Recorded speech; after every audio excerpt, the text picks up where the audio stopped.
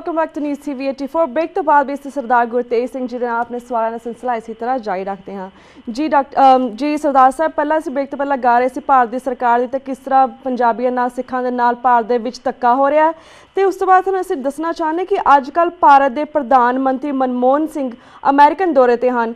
27 ਸਤੰਬਰ ਨੂੰ ਅਮਰੀਕਾ ਦੀਆਂ ਸਿੱਖ ਜਥੇਬੰਦੀਆਂ ਨੇ ਵਾਈਟ ਹਾਊਸ ਦੇ ਬਾਹਰ ਜ਼ੋਰਦਾਰ ਰੋਸ ਵਿਖਾਵਾ ਰੱਖਿਆ ਹੋਇਆ ਹੈ। ਤੁਸੀਂ ਮਨਮੋਹਨ ਸਿੰਘ ਸਰਕਾਰ ਦੇ ਪਿਛਲੇ ਲਗਭਗ 9 ਸਾਲ ਦੀ ਕਾਰਗੁਜ਼ਾਰੀ ਸੰਬੰਧੀ ਕੀ ਕਹਿਣਾ ਚਾਹੋਗੇ? ਕਾਰਗੁਜ਼ਾਰੀ ਸੰਬੰਧੀ ਇਹਨਾਂ ਦੀ ਕੋਈ ਕਾਰਗੁਜ਼ਾਰੀ ਸਾਡੇ ਸਿੱਖਾਂ ਦੇ ਹੱਕ ਦੀ ਤਾਂ ਕੋਈ ਕਿਸੇ ਕਿਸਮ ਦੀ ਨਜ਼ਰ ਨਹੀਂ ਆਈ ਜੀ। ਤੇ ਇੱਕ ਸਾਡੇ ਬੜੀ ਪੁਰਾਣੀ ਕਹਾਵਤ ਹੁੰਦੀ ਸੀ ਜਿਹੜੀ ਪਿੰਡਾਂ ਦੇ ਵਿੱਚ ਅਸੀਂ ਲੋਕ ਵਰਤਦੇ ਹੁੰਦੇ ਸਾਂ। ਹਾਂਜੀ। ਕਿ ਉਹ ਕਹਿੰਦੇ ਸੀਗੇ ਕਿ ਜੈਸਾ ਮੀਆਂ ਦੇਸ਼ ਤੈਸਾ ਮੀਆਂ ਪਰਦੇਸ। ਹਾਂਜੀ। ਜੈਸਾ ਮੀਆਂ ਮੰਜੀ ਉੱਪਰ ਜੈਸਾ ਮੰਜੀ ਹੇਠ ਜੀ। ਇਹਨਾਂ ਦਾ ਕੋਈ ਸਿੱਖ ਹੋਣ ਦਾ ਪ੍ਰਭਾਵ ਸਾਡੇ ਪੰਜਾਬ ਦੀ ਜ਼ਿੰਦਗੀ ਦੇ ਉੱਤੇ, ਸਾਡੇ ਸਿੱਖਾਂ ਦੀ ਜ਼ਿੰਦਗੀ ਦੇ ਉੱਤੇ ਬਿਲਕੁਲ ਨਹੀਂ ਹੈ। ਇਹਨਾਂ ਐਸੇ ਲੋਕਾਂ ਨੂੰ ਇਸ ਤਰ੍ਹਾਂ ਦੇ ਇਹਨਾਂ ਨੂੰ ਅਸੀਂ ਇੱਥੇ ਸਤਿਕਾਰ ਅਸੀਂ ਸਾਰੇ ਕਰਦੇ ਹਾਂ। ਇੱਕ ਦਸਤਾਰ ਵਾਲਾ ਸਿੱਖ ਪ੍ਰਾਈਮ ਮਿਨਿਸਟਰ ਬਣਿਆ ਹੋਇਆ ਹਿੰਦੁਸਤਾਨ ਦਾ ਔਰ ਆਪਣੀ ਕਾਬਲੀਅਤ ਦੇ ਨਾਲ ਬਣਿਆ, ਅਸੀਂ ਇਹਨਾਂ ਦਾ ਸਤਿਕਾਰ ਕਰਦੇ ਹਾਂ ਜੀ। ਤੇ ਅਸੀਂ ਸਮਝਦੇ ਹਾਂ ਕਿ ਚਲੋ ਕਿਸੇ ਕਿਸਮ ਦੀ ਸਾਡੀ ਇੱਕ ਦਿੱਖ ਦੁਨੀਆ ਦੇ ਉੱਤੇ ਪ੍ਰਚਲਿਤ ਹੋ ਰਹੀ ਹੈ ਇਸ ਦੇ ਰਾਹੀਂ, ਇਸ ਦਾ ਇੰਨਾ ਕੁ ਐਡਵਾਂਟੇਜ ਅਸੀਂ ਸਮਝਦੇ ਹਾਂ। ਲੇਕਿਨ ਇਸ ਤੋਂ ਬਿਨਾਂ ਇਹਨਾਂ ਨੇ ਕਦੇ ਵੀ ਆਪਣੇ ਆਪ ਨੂੰ ਸਿੱਖੀ ਦੇ ਕਿਸੇ ਸਰੋਕਾਰ ਨਾਲ ਜੋੜਿਆ ਹੋਵੇ ਨਜ਼ਰ ਨਹੀਂ ਆ ਰਿਹਾ। ਹਾਂਜੀ। ਜਦੋਂ ਫਰਾਂਸ ਦੇ ਨਾਲ ਇੰਨਾ ਵੱਡਾ ਮਸਲਾ ਦਸਤਾਰ ਦਾ ਚੱਲ ਰਿਹਾ ਹੈ ਔਰ ਇਹ ਦਸਤਾਰ ਧਾਰਨ ਕਰਦੇ ਨੇ ਤੇ ਉੱਥੇ ਜਾਂਦੇ ਨੇ ਫਰਾਂਸ ਦੇ ਵਿੱਚ, ਤਾਂ ਉੱਥੇ ਸਾਡੇ ਹੱਕ ਦੀ ਗੱਲ ਨਹੀਂ ਕਹਿ ਸਕਦੇ, ਉਹਨਾਂ ਨੂੰ ਇਹ ਸਮਝਾ ਨਹੀਂ ਸਕਦੇ ਜਾਂ ਫਿਰ ਇਹ ਉਲਟਾ ਸਮਝਾਉਂਦੇ ਨੇ। ਇਸ ਦਾ ਕੁਝ ਸਮਝ ਨਹੀਂ ਆ ਰਿਹਾ ਜੀ। ਦੂਸਰੀ ਗੱਲ ਹੈ ਸਾਡੇ ਮਨੁੱਖੀ ਅਧਿਕਾਰਾਂ ਦੀ ਗੱਲ ਹੈ। ਖਾਮ-ਖਾ ਲੈ ਕੇ ਲੋਕਾਂ ਨੂੰ ਜੇਲ੍ਹ ਦੇ ਵਿੱਚ ਪਾਇਆ ਜਾ ਰਿਹਾ ਹੈ। ਹੁਣ ਤੁਸੀਂ ਦਲਜੀਤ ਸਿੰਘ ਬਿੱਟੂ ਦਾ ਕੇਸ ਲਓ। ਹਾਂਜੀ। ਪਹਿਲਾਂ ਉਸ ਨੂੰ 2.5 ਸਾਲ ਕੈਦ ਰੱਖਿਆ ਇੱਕ ਮੁਕੱਦਮੇ ਦੇ ਵਿੱਚ ਜੀ, ਔਰ ਉਸੇ ਮੁਕੱਦਮੇ ਦੇ ਵਿੱਚ ਉਸ ਨੂੰ ਦੁਬਾਰੇ ਹੁਣ 2.5 ਸਾਲ ਛੱਡ ਕੇ ਦੁਬਾਰੇ ਫਿਰ ਉਸ ਨੂੰ ਉਸੇ ਮੁਕੱਦਮੇ ਦੇ ਵਿੱਚ ਫੜ ਲਿਆ। ਹਾਂਜੀ। ਔਰ ਸਾਲ ਤੋਂ ਹੁਣ ਉਹ ਫਿਰ ਜੇਲ੍ਹ ਦੇ ਵਿੱਚ ਹੈ। ਹਾਈ ਕੋਰਟ ਨੇ ਕਿਹਾ ਕਿ ਇਹ ਮੁਕੱਦਮਾ ਤਾਂ ਕਦੋਂ ਦਾ ਖਤਮ ਹੋ ਚੁੱਕਿਆ ਔਰ ਇਸ ਦੇ ਬਾਰੇ ਤੁਸੀਂ ਕਿਉਂ ਇਹਨੂੰ ਬਾਰ-ਬਾਰ ਪਰੇਸ਼ਾਨ ਕਰ ਰਹੇ ਹੋ, ਲੇਕਿਨ ਫਿਰ ਵੀ ਜੇਲ੍ਹ ਦੇ ਵਿੱਚ ਰੱਖਿਆ ਹੋਇਆ ਜੀ। ਇਹੋ ਜਿਹੇ ਮਸਲੇ ਵੀ ਅਸੀਂ ਪ੍ਰਧਾਨ ਮੰਤਰੀ ਦੇ ਕੋਲੇ ਨਹੀਂ ਉਠਾ ਸਕਦੇ, ਨਾ ਹੀ ਕੋਈ ਸਾਡੀ ਸੁਣਵਾਈ ਹੈ। ਹਾਂਜੀ। ਬਾਹਰ ਵਿਦੇਸ਼ਾਂ ਦੇ ਵਿੱਚ ਜਿਸ ਵੇਲੇ ਇਹ ਜਾਂਦੇ ਨੇ ਤਾਂ ਕਦੇ ਵੀ ਇਹਨਾਂ ਨੇ ਸਿੱਖੀ ਹੱਕਾਂ ਦੀ ਜਾਂ ਸਿੱਖਾਂ ਦੇ ਬਾਰੇ ਕੋਈ ਗੱਲ ਨਹੀਂ ਕੀਤੀ ਜੀ। ਬਿਲਕੁਲ। ਜਦੋਂ ਵੀ ਗੱਲ ਕੀਤੀ ਹੈ ਜੀ UN ਹਿਊਮਨ ਰਾਈਟਸ ਕਾਉਂਸਲ ਦੇ ਵਿੱਚ ਗਏ ਤਾਂ ਉੱਥੇ ਵੀ ਕਿਹਾ ਕਿ ਸਾਰਾ ਕੁਝ ਸਾਡੇ ਮੁਲਕ ਦੇ ਵਿੱਚ ਠੀਕ ਹੈ ਤੇ ਕੋਈ ਪ੍ਰੋਬਲਮ ਨਹੀਂ। ਜੇ ਇਹ ਇੱਥੇ ਕੈਨੇਡਾ ਦੇ ਵਿੱਚ ਆਏ ਨੇ ਤਾਂ ਇਹਨਾਂ ਨੇ ਕੋਸ਼ਿਸ਼ ਕੀਤੀ ਕਿ ਜਿਹੜਾ ਹਵਾਈ ਜਹਾਜ਼ ਕਨਿਸ਼ਕਾ ਹਿੰਦੁਸਤਾਨ ਨੇ ਆਪ ਲੈ ਗਿਆ ਸੀ ਸਿੱਖਾਂ ਨੂੰ ਬਦਨਾਮ ਕਰਨ ਵਾਸਤੇ, ਉਸ ਨੂੰ ਇਹ ਦੱਸਿਆ ਜਾਵੇ ਮੁਲਕ ਨੂੰ, ਕੈਨੇਡਾ ਵਾਲਿਆਂ ਨੂੰ ਵੀ ਇਹ ਸਿੱਖਾਂ ਨੇ ਹੀ ਡੇਗਿਆ ਸੀ। ਹਾਂਜੀ। ਸੋ ਕਿਸੇ ਕਿਸਮ ਦੀ ਫਿਰ ਇੱਥੇ ਜੇਲ੍ਹਾਂ ਦੇ ਵਿੱਚ 20-20 ਸਾਲ ਤੋਂ ਲੋਕ ਬੰਦ ਹਨ ਜਿਨ੍ਹਾਂ ਦਾ ਕੋਈ ਕਸੂਰ ਸਾਬਤ ਨਹੀਂ ਹੋਇਆ, ਜਿਨ੍ਹਾਂ ਦੇ ਉੱਤੇ ਕਈ ਐਸੇ ਹਨ ਜਿਨ੍ਹਾਂ ਦੇ ਉੱਤੇ ਕੋਈ ਮੁਕੱਦਮਾ ਨਹੀਂ ਹੈ, ਉਹਨਾਂ ਦੇ ਬਾਰੇ ਕੋਈ ਸੁਣਵਾਈ ਨਹੀਂ। ਤੇ ਇਹ ਕਿਸ ਕਿਸਮ ਦਾ ਲੋਕਤੰਤਰ ਔਰ ਕਿਸ ਕਿਸਮ ਦੇ ਇਹ ਪ੍ਰਧਾਨ ਮੰਤਰੀ ਹਨ ਕਿ ਇਹਨਾਂ ਦੇ ਲੋਕਤੰਤਰ ਦੇ ਵਿੱਚ ਕਿਸੇ ਨਿਆਂ ਇਨਸਾਫ ਦੀ ਤਵੱਕੋ ਰੱਖਣਾ ਸਮਝੋ ਵੀ ਤੁਸੀਂ ਝੋਟਿਆਂ ਵਾਲੇ ਘਰੋਂ ਲੱਸੀ ਲੱਭਣ ਵਾਲੀ ਗੱਲ ਹੈ। ਹਾਂਜੀ। ਇਹਨਾਂ ਦੀ ਜਾਣਾ ਉੱਥੇ ਨਾ ਜਾਣਾ ਇਹ ਬਿਲਕੁਲ ਸਾਡੇ ਉੱਤੇ ਅਸਰਅੰਦਾਜ਼ ਨਹੀਂ ਹੁੰਦਾ। ਔਰ ਜੋ ਲੋਕ ਪ੍ਰੋਟੈਸਟ ਕਰ ਰਹੇ ਨੇ ਉਹਨਾਂ ਨੂੰ ਜ਼ਰੂਰ ਪ੍ਰੋਟੈਸਟ ਕਰਨਾ ਚਾਹੀਦਾ, ਲੇਕਿਨ ਉਹਨਾਂ ਨੂੰ ਇਹ ਜਿਹੜੇ ਮਸਲੇ ਹਨ ਹਿਊਮਨ ਰਾਈਟਸ ਦੇ ਸਾਡੇ, ਜਿਹੜੇ ਪੰਜਾਬ ਦੇ ਮਸਲੇ ਦੇ ਉੱਤੇ ਇੰਨਾ ਵੱਡਾ ਚੱਕਰ ਹੋਇਆ ਪਿਛਲੇ 20 ਸਾਲਾਂ ਦੇ ਵਿੱਚ ਔਰ ਕਿਸੇ ਮਸਲੇ ਦਾ ਹੱਲ ਨਹੀਂ ਕੋਈ ਨਿਕਲਿਆ। ਪੰਜਾਬ ਦਾ ਪਾਣੀ ਅਜੇ ਤੱਕ ਉਸੇ ਤਰ੍ਹਾਂ ਹੀ ਲੁੱਟਿਆ ਜਾ ਰਿਹਾ ਜਿਸ ਤਰ੍ਹਾਂ ਕਿ ਜਿਸ ਦੇ ਉੱਤੇ ਇਹਨਾਂ ਨੇ ਸਾਰੀ ਆਪਣਾ ਐਜੀਟੇਸ਼ਨ ਸ਼ੁਰੂ ਕੀਤੀ ਸੀ ਅਕਾਲੀ ਦਲ ਨੇ।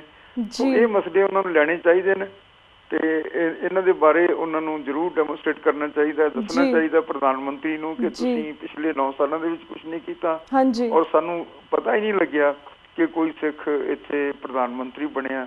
ਅਸੀਂ ਸਿਰਫ ਇਹਨਾਂ ਕੋਲੋਂ ਕੋਈ ਫੇਵਰ ਨਹੀਂ ਸੀ ਚਾਹੁੰਦੇ, ਅਸੀਂ ਸਿਰਫ ਨਿਆਂ ਦੀ ਤਵੱਕੋ ਰੱਖਦੇ ਸਾਂ, ਉਹ ਵੀ ਸਾਡੀ ਕੋਈ ਆਸ ਪੂਰੀ ਨਹੀਂ ਹੋਈ। ਹਾਂਜੀ ਬਿਲਕੁਲ। ਤੇ ਸਰਦਾਰ ਸਾਹਿਬ ਅਸੀਂ ਇਹ ਵੀ ਜਾਣਨਾ ਚਾਹੁੰਦੇ, ਤੁਹਾਡੇ ਵਿਚਾਰ ਜਾਣਨਾ ਚਾਹੁੰਦੇ ਕਿ ਭਾਰਤ ਦੀ ਕੇਂਦਰੀ ਸਰਕਾਰ ਨੇ ਸੁਪਰੀਮ ਕੋਰਟ ਦੇ ਉਸ ਫੈਸਲੇ ਨੂੰ ਉਲਟਾ ਦਿੱਤਾ ਹੈ ਜਿਸ ਅਨੁਸਾਰ ਲੋਅਰ ਕੋਰਟ 'ਚੋਂ 3 ਸਾਲ ਦੀ ਸਜ਼ਾ ਪ੍ਰਾਪਤ ਕੋਈ ਵੀ ਸਿਆਸਤਦਾਨ ਕਿਸੇ ਵੀ ਚੋਣ ਵਿੱਚ ਹਿੱਸਾ ਨਹੀਂ ਲੈ ਸਕਦਾ।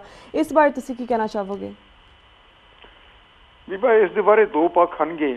ਇੱਕ ਪੱਖ ਤਾਂ ਸਪਸ਼ਟ ਹੈ ਕਿ ਇਸ ਵੇਲੇ ਹਿੰਦੁਸਤਾਨ ਦੀ ਜਿੰਨੀ ਵੀ ਲੈਜਿਸਲੇਚਰਸ ਹੋਣਗੀਆਂ, ਕਾਨੂੰਨ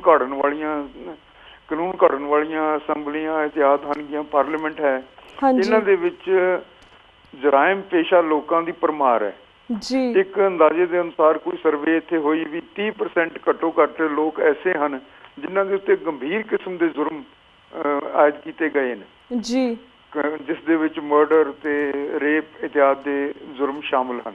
ਹਾਂਜੀ, ਇਹ ਰੁਝਾਨ ਜਿਹੜਾ ਹੈ ਬੰਦ ਹੋਣਾ ਚਾਹੀਦਾ ਹੈ ਔਰ ਇਹ ਕਿਸੇ ਕਿਸਮ ਦਾ ਇਸ ਦੇ ਵਿੱਚ ਬਦਲਾਅ ਆਉਣਾ ਜ਼ਰੂਰੀ ਹੈ। ਸੁਪਰੀਮ ਕੋਰਟ ਵੀ ਇਸ ਦੇ ਬਾਰੇ ਚਿੰਤਿਤ ਹੈ ਔਰ ਉਹਨਾਂ ਨੇ ਇਹ ਵਾਜਬ ਵੀ ਇਹ ਕਿਹਾ ਕਿ ਇਸ ਤਰ੍ਹਾਂ ਦਾ ਜਿਹੜਾ ਆਦਮੀ ਜੁਰਮ ਕਰਦਾ ਹੈ ਉਸ ਨੂੰ ਇਸ ਦਾ ਮੈਂਬਰ ਨਾ ਰੱਖਿਆ ਜਾਵੇ ਪਾਰਲੀਮੈਂਟ ਦਾ ਔਰ ਤੁਰੰਤ ਉਸ ਨੂੰ ਉਸ ਤੋਂ ਬਰਤਰਫ ਕੀਤਾ ਜਾਵੇ। ਇਹ ਉਹਨਾਂ ਦੀ ਇਹ ਇੱਕ ਪੱਖ ਹੈ ਜੀ ਜਿਹੜਾ ਕਿ ਜਿਸ ਨੂੰ ਅਸੀਂ ਨਕਾਰ ਨਹੀਂ ਸਕਦੇ। ਲੇਕਿਨ ਦੂਸਰਾ ਪੱਖ ਇਹ ਹੈ ਕਿ ਇਹ ਜਿਹੜਾ ਹੈ ਇਸ ਨੂੰ ਇਸ ਤਰ੍ਹਾਂ ਨਾਲ ਖਤਮ ਨਹੀਂ ਕੀਤਾ ਜਾ ਸਕਦਾ। ਇਸ ਰੁਝਾਨ ਨੂੰ ਖਤਮ ਕਰਨ ਵਾਸਤੇ ਸਾਨੂੰ ਆਪਣੀਆਂ ਪਾਰਟੀਆਂ ਜਿੰਨੀਆਂ ਵੀ ਹਿੰਦੁਸਤਾਨ ਦੇ ਵਿੱਚ ਹਨ ਅੱਜ ਉਹ ਸਾਰੀਆਂ ਇੱਕ ਪੁਰਖੀ ਪਾਰਟੀਆਂ ਬਣ ਗਈਆਂ ਨੇ ਜੀ। ਜੇ ਸਿਮਰਨਜੀਤ ਸਿੰਘ ਮਾਨ ਬਣਦਾ ਪ੍ਰਧਾਨ ਤਾਂ ਫਿਰ ਉਹ ਸਾਰੀ ਜ਼ਿੰਦਗੀ ਵਾਸਤੇ ਪ੍ਰਧਾਨ ਹੀ ਪ੍ਰਧਾਨ ਹੈ ਔਰ ਜੋ ਉਸਨੇ ਕੋਈ ਵਰਕਿੰਗ ਕਮੇਟੀ ਨਹੀਂ, ਕੋਈ ਉਸਦਾ ਇਹ ਕਿਸੇ ਕਿਸਮ ਦੀ ਪਾਵਰ ਕਿਸੇ ਦੇ ਨਾਲ ਸ਼ੇਅਰ ਨਹੀਂ ਕਰਨੀ, ਕੋਈ ਕਾਉਂਸਲ ਨਹੀਂ, ਕੋਈ ਇਲੈਕਸ਼ਨ ਨਹੀਂ ਹੋਣੇ, ਉਹ ਹਰ ਸਾਲ ਉਹ ਪ੍ਰਧਾਨ ਚੱਲਿਆ ਰਿਹਾ। ਜੇ ਸੋਨੀਆ ਗਾਂਧੀ ਬਣਦੀ ਹੈ ਇੱਕ ਪ੍ਰਧਾਨ ਕਾਂਗਰਸ ਪਾਰਟੀ ਦੀ ਤਾਂ ਉਸਦਾ ਉਹ ਉਸੇ ਤਰ੍ਹਾਂ ਹੀ ਉਹ ਚੱਲੀ ਆ ਰਹੀ ਹੈ। ਹਾਂਜੀ, ਸੋ ਇਹ ਇੱਕ ਪੁਰਖੀ ਪਾਰਟੀਆਂ ਬਣ ਗਈਆਂ ਨੇ। ਇਹ ਲੋਕ ਟਿਕਟਾਂ ਉਹਨਾਂ ਲੋਕਾਂ ਨੂੰ ਦਿੰਦੇ ਨੇ ਜਿਨ੍ਹਾਂ ਨੇ ਜਿੱਤ ਸਕਣਾ ਹੁੰਦਾ, ਉਹਨਾਂ ਲੋਕਾਂ ਨੂੰ ਨਹੀਂ ਦਿੰਦੇ। ਔਰ ਉਹ ਲੋਕ ਜਿਹੜੇ ਹਨ ਉਹਨਾਂ ਨੂੰ ਪਤਾ ਹੈ ਕਿ ਅਸੀਂ ਜਨਤਾ ਦੇ ਉੱਤੇ ਆਧਾਰਿਤ ਨਹੀਂ, ਜਨਤਾ ਨੇ ਸਾਨੂੰ ਟਿਕਟ ਨਹੀਂ ਦੇਣੀ ਜੀ, ਟਿਕਟ ਦੇਣੀ ਹੈ ਇੱਕ ਆਦਮੀ ਨੇ ਔਰ ਉਸ ਇੱਕ ਆਦਮੀ ਨੂੰ ਖੁਸ਼ ਕਰਨ ਵਾਸਤੇ ਇਹਨਾਂ ਨੇ ਸਿਰਫ ਇਹ ਦਿਖਾਉਣਾ ਹੈ ਕਿ ਅਸੀਂ ਜਿੱਤ ਸਕਦੇ ਹਾਂ। ਹਾਂਜੀ, ਜੇ ਜਨਤਾ ਨੇ ਟਿਕਟ ਦੇਣੀ ਹੋਵੇ ਤਾਂ ਉਹ ਆਪਣੇ ਆਪ ਨੂੰ ਸੁਧਾਰਨ, ਇਸ ਤਰ੍ਹਾਂ ਦੇ ਜੁਰਮ ਕਰਨ ਤੋਂ ਟਾਲਾ ਵੱਟਣ, ਲੇਕਿਨ ਉਹ ਨਹੀਂ ਕਰਦੇ ਜੀ। ਸੋ ਸਾਰੀਆਂ ਅੱਜ ਹੁਣ ਸਾਡੇ ਪੰਜਾਬ ਦੇ ਵਿੱਚ ਅਕਾਲੀ ਦਲ ਬਾਦਲ ਹੈ ਔਰ ਪ੍ਰਕਾਸ਼ ਸਿੰਘ ਬਾਦਲ ਨੇ ਜੇ ਟਿਕਟਾਂ ਦੇਣੀਆਂ ਸਾਰੀਆਂ ਸ਼੍ਰੋਮਣੀ ਕਮੇਟੀ ਦੀਆਂ ਉਸਨੇ ਦੇਣੀਆਂ, ਅਕਾਲ ਤਖਤ ਦਾ ਜਥੇਦਾਰ ਉਸਨੇ ਅਪੁਆਇੰਟ ਕਰਨਾ, MLA ਹਰ ਇੱਕ ਨੂੰ ਟਿਕਟ ਉਸਨੇ ਦੇਣੀ ਆ। ਇੱਥੋਂ ਤੱਕ ਕਿ ਪੰਚਾਇਤਾਂ ਦੇ ਚਲੋ ਪੰਚਾਇਤਾਂ ਨਾ ਸਹੀ ਲੇਕਿਨ ਜੋ ਉਹਨਾਂ ਤੋਂ ਪੰਚਾਇਤੀ ਰਾਜ ਦੀਆਂ ਦੂਸਰੀਆਂ ਸੰਸਥਾਵਾਂ ਹਨ ਹਰ ਇੱਕ ਦੇ ਵਿੱਚ ਇਹਨਾਂ ਨੇ ਆਪਣੇ ਬੰਦੇ ਅਪੁਆਇੰਟ ਕਰਨੇ ਆ। ਹਾਂਜੀ, ਸੋ ਇਸ ਕਿਸਮ ਦੇ ਰੁਝਾਨ ਦੇ ਵਿੱਚ ਉਹ ਨਹੀਂ ਦੇਖਦੇ ਕਿ ਇਹ ਜਰਾਇਮ ਪੇਸ਼ਾ ਇਨਸਾਨ ਹੈ, ਇਹ ਇਸ ਤਰ੍ਹਾਂ ਦੇ ਗੰਭੀਰ ਅਪਰਾਧ ਕਰ ਚੁੱਕਿਆ ਹੈ। ਉਹ ਟਿਕਟਾਂ ਉਹਨਾਂ ਲੋਕਾਂ ਨੂੰ ਦਿੰਦੇ ਆ ਜਿਨ੍ਹਾਂ ਨੂੰ ਉਹਨਾਂ ਨੇ ਆਪਣੇ ਜਿਹੜੇ ਉਹਨਾਂ ਦੇ ਵੱਸ ਦੇ ਵਿੱਚ ਹੋਣ। ਹਾਂਜੀ ਬਿਲਕੁਲ। ਸੋ ਇਹ ਹੈਗਾ ਦੂਸਰਾ ਪੱਖ ਇਸ ਦਾ ਜੀ। ਤੀਸਰਾ ਪੱਖ ਜਿਹੜਾ ਕਾਨੂੰਨ ਦਾ ਹੈ ਉਹ ਇਹ ਹੈ ਕਿ ਕਾਨੂੰਨਨ ਤੌਰ ਦੇ ਉੱਤੇ ਉਸ ਆਦਮੀ ਨੂੰ ਮੁਜਰਮ ਮੰਨਿਆ ਜਾਂਦਾ ਹੈ ਜਿਸ ਦਾ ਕਿ ਅਪੀਲਾਂ ਸਾਰੀਆਂ ਖਾਰਜ ਹੋ ਚੁੱਕੀਆਂ ਹੋਣ। ਹਾਂਜੀ, ਔਰ ਅਖੀਰ ਦੇ ਉੱਤੇ ਫੈਸਲਾ ਹੋ ਚੁੱਕਿਆ ਹੋਵੇ ਕਿ ਇਹ ਇਸ ਦੇ ਬਰਖਲਾਫ ਇੱਕ ਕਾਨੂੰਨ ਇਹ ਜੁਰਮ ਜਿਹੜਾ ਆਇਦ ਹੋਇਆ ਸੀ ਇਹ ਸਹੀ ਸਾਬਤ ਹੋ ਗਿਆ ਜੀ। ਹੁਣ ਸੁਪਰੀਮ ਕੋਰਟ ਨੇ ਜਿਹੜਾ ਕੀਤਾ ਸੀ ਕਾਨੂੰਨ ਬਣਾਇਆ ਸੀ, ਜੋ ਇਹਨਾਂ ਨੇ ਫੈਸਲਾ ਕੀਤਾ ਸੀ, ਹਾਂਜੀ, ਉਸ ਦੇ ਅਨੁਸਾਰ ਉਹਨਾਂ ਲੋਕਾਂ ਨੂੰ ਉੱਥੋਂ ਤੁਰੰਤ ਬਰਖਾਸਤ ਕਰਨਾ ਪੈਂਦਾ ਸੀ ਜਦੋਂ ਉਹਨਾਂ ਨੂੰ ਲੋਅਰ ਕੋਰਟ ਤੋਂ ਕਨਵਿਕਸ਼ਨ ਹੋ ਜਾਂਦੀ, ਉਹਨਾਂ ਨੂੰ ਕਹਿ ਦਿੱਤਾ ਜਾਂਦਾ ਕਿ ਇਹ 2 ਸਾਲ ਦੀ ਇਹਨਾਂ ਨੂੰ ਕੈਦ ਹੋ ਗਈ ਜਾਂ 3 ਸਾਲ ਦੀ ਕੈਦ ਹੋ ਗਈ, ਤਾਂ ਉਸ ਵੇਲੇ ਉਹਨਾਂ ਦੀ ਜਿਹੜੀ ਮੈਂਬਰੀ ਸੀ ਉਹ ਖਤਮ ਹੋ ਜਾਂਦੀ ਸੀ ਜੀ। ਤਾਂ ਇਹ ਜਾਇਜ਼ ਨਹੀਂ ਸੀ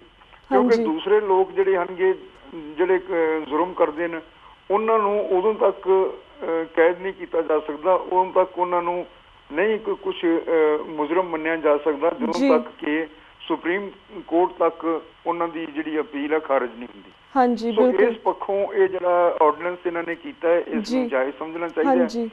ਜੀ। ਸਿਰਫ ਕਾਨੂੰਨੀ ਤੌਰ ਦੇ ਉੱਤੇ ਇਸ ਦੇ ਵਿੱਚ ਕੋਈ ਖਾਮੀ ਨਜ਼ਰ ਨਹੀਂ ਆ ਰਹੀ। ਜੀ ਬਿਲਕੁਲ। ਤੇ ਸਰਦਾਰ ਸਾਹਿਬ ਤੁਹਾਡਾ ਬਹੁਤ ਬਹੁਤ ਸ਼ੁਕਰੀਆ, ਸਾਰੇ ਸਵਾਲਾਂ ਦੇ ਜਵਾਬ ਬੜੀ ਵਿਸਤਾਰ ਦੇ ਨਾਲ ਦਿੱਤੇ ਤੇ ਆਪਣੇ ਵਿਚਾਰ ਸਾਂਝੇ ਕੀਤੇ। ਸਾਡੇ ਕੋਲ ਸਵਾਲ ਤਾਂ ਸਾਡੇ ਥਾਲੇ ਹੋਰ ਵੀ ਬਹੁਤ ਨੇ, ਪਰ ਸਾਰਾ ਵਕਤ ਅੱਜ ਸਮਾਪਤੀ ਵੱਲ ਇੱਥੇ ਜਾ ਰਿਹਾ ਤੇ ਤੁਹਾਨੂੰ ਅਸੀਂ ਵਕਤ ਨਾਲ ਫਿਰ ਤੋਂ ਸਿੱਖ ਸੰਗਤਾਂ ਦੇ ਰੂਬਰੂ ਕਰਵਾਉਂਦੇ ਰਵਾਂਗੇ। ਪਰ ਤਦ ਤੱਕ ਲਈ ਮੈਂ ਤੁਹਾਡੇ ਕੋਲ ਇਜਾਜ਼ਤ ਲੈਂਦੀ ਹਾਂ। ਵਾਹਿਗੁਰੂ ਜੀ ਕਾ ਖਾਲਸਾ, ਵਾਹਿਗੁਰੂ ਜੀ ਕੀ ਫਤਿਹ। ਸੇਮ ਟਾਈਮ ਸੇਮ ਸ਼ੋ ਤੇ ਤਦ ਤੱਕ ਲਈ ਵਾਹਿਗੁਰੂ ਜੀ ਕਾ ਖਾਲਸਾ, ਵਾਹਿਗੁਰੂ ਜੀ ਕੀ ਫਤਿਹ।